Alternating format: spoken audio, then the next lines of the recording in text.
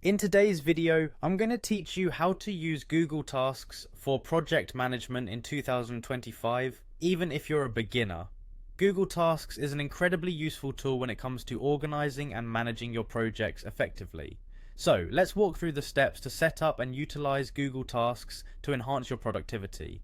First, you'll want to start by opening your Gmail inbox. You can do this by logging into your Gmail account if you aren't already. Once you're in your inbox, glance over to the right side of the screen and you'll notice a panel with icons.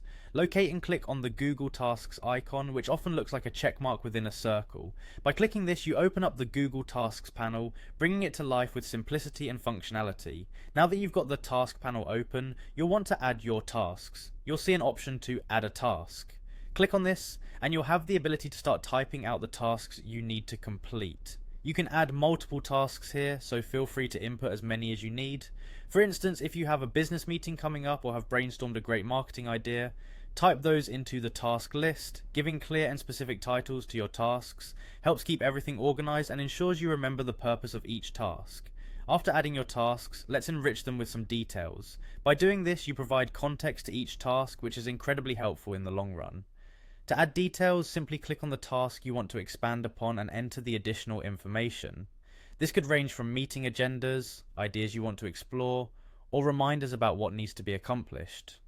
Adding details enhances your project management by making sure everything is clear and nothing important is overlooked. Furthermore, you'll probably want to manage your time and deadlines better. Google Tasks allows you to do this efficiently with its calendar feature.